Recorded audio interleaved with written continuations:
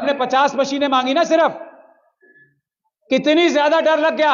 अब एक एक को जाके दिखा रहे हैं झूठ अपना कि नहीं नहीं ईवीएम की मशीनें ठीक होती हैं। पहले कहते थे मशीन देखने ही नहीं देंगे, बड़ी बड़ी पॉलिटिकल पार्टीज को मशीन देखने के लिए नहीं दी इन्होंने।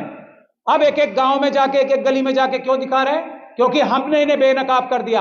और ये बात जानते हैं जब अम्बेडकरवादी खड़े होते हैं, वैसे नहीं डर रहे हैं ये। जब अम्बेडकरवादियों ने कमर कस ली है, अब मुकाबला होगा। चाहे पुलिस लाए, चाहे ये अपने आरएसएस के गुंडे लाएं, मुकाबला होगा। ईवीएम से चुनाव नहीं होने देंगे, किसी हालत में नहीं होने देंगे, किसी कीमत पे नहीं होने देंगे। जिसकी जो ताकत लगा। सभी को जय भीम, जय भारत, जय संविधान। देखिए, मैं एक बात बार बार ये कहता आया हूं और कह रहा हूं अभी भी, हम लोग बहुजन जो हैं, हम लोगों ने ज्ञान बहुत प्राप्त कर लिया है। हमारे सारी चीजें समझ में आ चुकी हैं। किसी को भी कोई शक और शुबे की गुंजाइश अब इसमें है ही नहीं कि जब तक ये आरएसएस और बीजेपी की सरकार रहेगी, अभी तो डायरेक्टली है या इनडायरेक्टली भी कभी भी रहेगी आरएसएस की कोई भी सरकार, तब तक बाबा साहब डॉक्टर भीमराव अंबेडकर, हमारे अन्य महापुरुषों ने जो भारत की कल्पना की थी, जो अशोक का भारत था, वो कभी पूरा हो ही नहीं सकता। एक बात हम सब ने समझ ली है।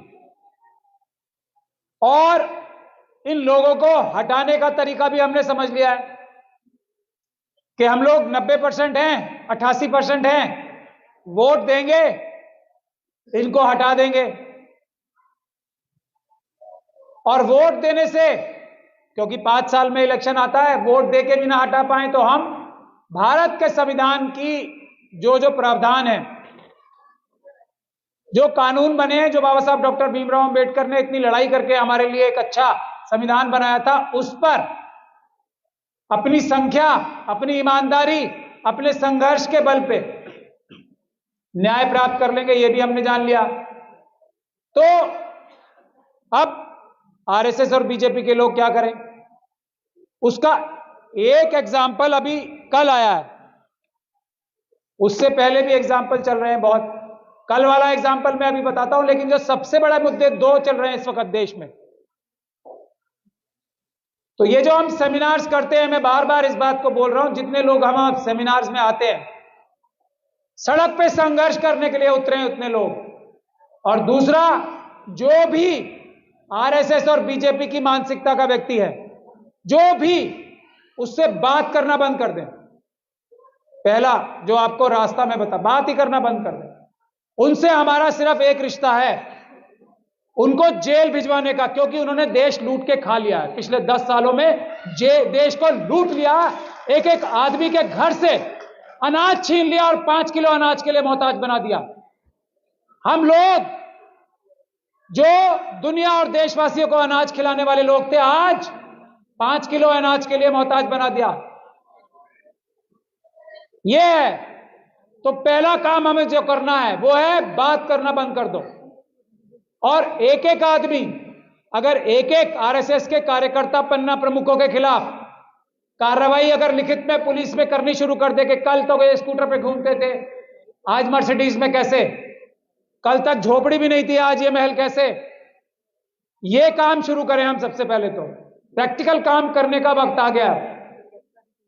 दूसरा, जहां कहीं भी आंदोलन हो रहा है, हमारे किसी भी बहुजन का कोई भी आंदोलन हो रहा है, उसमें जाना शुरू करें, आप टाइम देना शुरू करें। अगर आपको अपनी घरों की और परिवारों की रक्षा करनी है, वरना घर में से निकाल निकाल कर मारेंगे ये लोग, अगर 2024 का इलेक्शन हम लोग नहीं ठीक करते हैं। उन लोगों को यह पता लग गया, आरएसएस और बीजेपी के लोगों को, और बहुत अच्छे से पता है, हम अब किसी बहकावे में आने वाले नहीं हैं। कोई मुद्दा ले आए, बालाकोट, पुलवामा, ये वो कुछ भी, उससे बेवकूफ बनने वाले नहीं है लोग, बिल्कुल बेवकूफ नहीं बनेंगे और कोई भी वोट नहीं देगा इन्हें। तो इन्होंने ईवीएम का जरिया चुन रखा है। ईवीएम, आप वोट किसे भी दें, सरकार अगर नरेंद्र मोदी साहब की बनेगी तो फिर क्या करोगे आप? भाई वोट देके ही तो सत्ता परिवर्तन कर सकते हो आप। पूरी तरीके से अगर अंबेडकरवादी सरकारें नहीं आती तो जैसी भी थोड़ी बहुत अंबेडकरवादी सरकारें आती हैं वही तो बना सकते हो आप। अब वो करने का भी तरीका छीन लिया।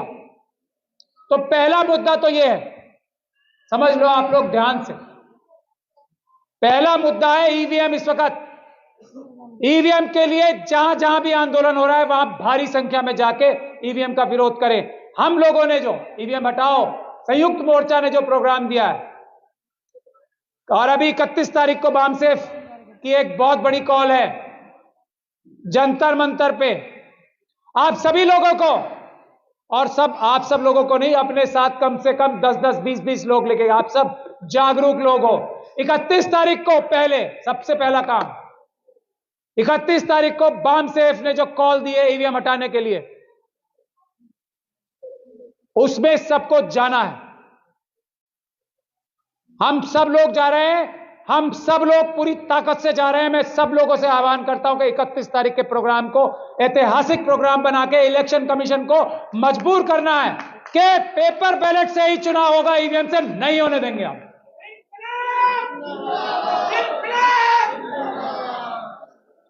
अभी हमसे पहले एक साथी बोल के गए थे, मैं ये बात आप लोगों को साफ कर देना चाहता हूं, मैं थोड़ा बहुत पढ़ा लिखा वकील माना जाता हूं, किसी बहसबाजी में पढ़ना ही नहीं। यह बुनियादी कानून है पूरी दुनिया का बुनियादी कानून है ये, कि इलेक्शन सिर्फ और सिर्फ पेपर बैलेट से ही सुरक्षित है और किसी चीज से सुरक्षित इलेक्शन हो ही नहीं सकते। इसमें बहसबाजी में पढ़ने की जरूरत नहीं है किसी को भी।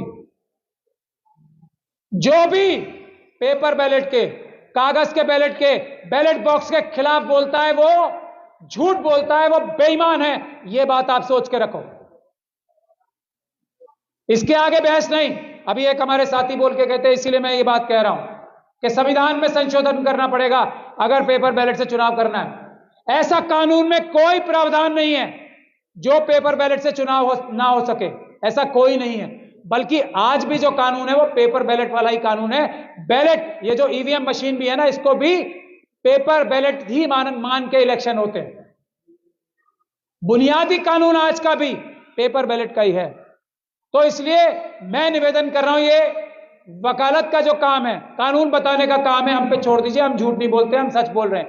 मैं इसीलिए चैलेंज कर रहा हूं बार बार लोगों को कि अगर मोदी सरकार में उनके अटॉर्नी जनरल है ना, उनके सॉलिसिटर जनरल हैं, आए बहस करें और मैं उन्हें बताता हूं कि कैसे झूठ बोल रहे हैं सब, और ये कितनी बड़ी भ्रांति फैला रखी है कि कानून में बदलाव करना पड़ेगा। कोई बदलाव करने की जरूरत नहीं है, कुछ जरूरत नहीं है।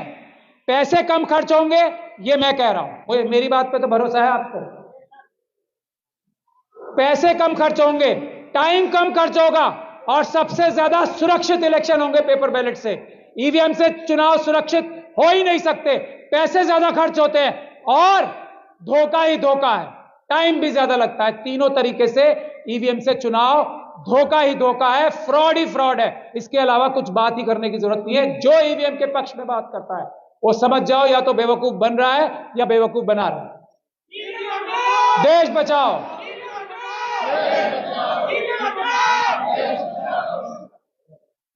तो 31 तारीख को, और हम लोगों का आह्वान है, ये एक एक व्यक्ति भी जो कहीं भी ईवीएम का सेंटर है ना, जैसे रिटर्निंग ऑफिसर, अभी देश में 543 बनेंगे लोकसभा का चुनाव कराने के लिए। एक एक ऑफिस के बाहर हमें हजारों की संख्या में बैठना है, जैसे सीएनआरसी के प्रोटेस्ट में किसान आंदोलन में बैठे थे। हमें इस तरह का देश में माहौल बनाना है, जैसे SC/ST एक्ट जब हटाया था 2018 में अप्रैल 2 को, वो माहौल देश में क्रिएट करना है। जब यह सरकार ईवीएम से चुनाव कराने से पीछे हटेगी, वरना इनकी तो जिंदगी और मौत का सवाल है। वोट इन्हें एक भी नहीं पड़ना और ये ईवीएम से चुनाव नहीं करेंगे, ऐसा कभी संभव है? समझ लो बात। और किसी तरीके से नहीं मानने के, दुनिया भर के झूठ बोलेंगे। अब इलेक्शन कमीशन को सड़कों पे उतार दिया। पहले हमने 50 मशीनें मांगी ना सिर्फ, कितनी ज्यादा डर लग गया। अब एक एक को जाके दिखा रहे हैं झूठ अपना कि नहीं नहीं ईवीएम की मशीनें ठीक होती हैं। पहले कहते थे मशीन देखने ही नहीं देंगे। बड़ी बड़ी पॉलिटिकल पार्टीज को मशीन देखने के लिए नहीं दी इन्होंने, अब एक एक गांव में जाके, एक एक गली में जाके क्यों दिखा रहे हैं? क्योंकि हमने इन्हें बेनकाब कर दिया। और ये बात जानते हैं जब अंबेडकरवादी खड़े होते हैं, वैसे नहीं डर रहे हैं ये। जब अंबेडकरवादियों ने कमर कस ली है, अब मुकाबला होगा। चाहे पुलिस लाए, चाहे ये अपने आरएसएस के गुंडे लाएं, मुकाबला होगा। ईवीएम से चुनाव नहीं होने देंगे, किसी हालत में नहीं होने देंगे, किसी कीमत पे नहीं होने देंगे। जिसकी जो ताकत है लगा ले। देश बचाओ,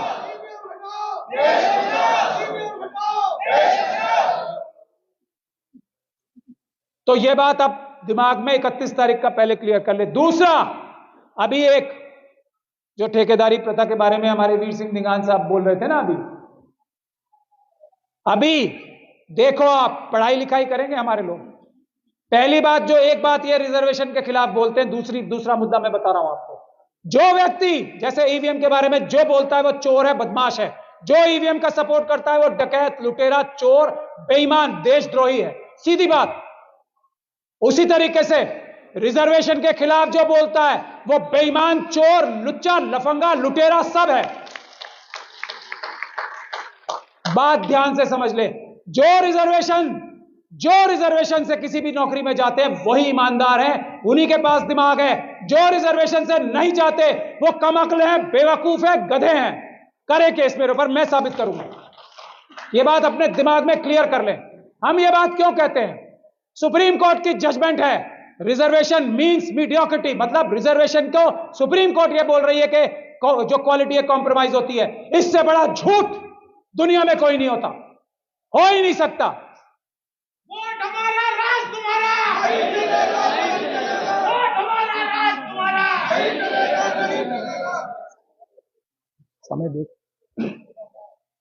समय देखो या थोड़ी देर और बोलूं? आप बताओ।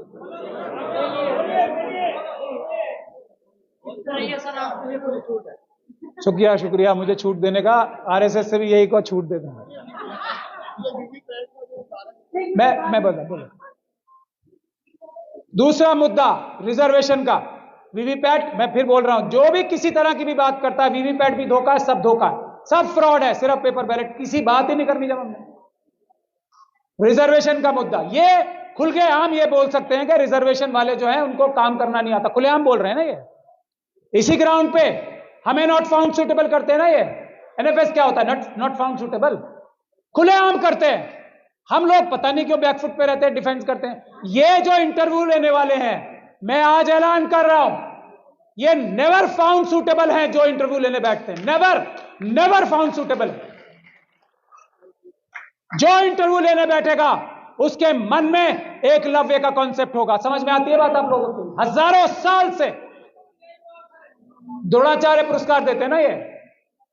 क्या है द्रोणाचार्य पुरस्कार?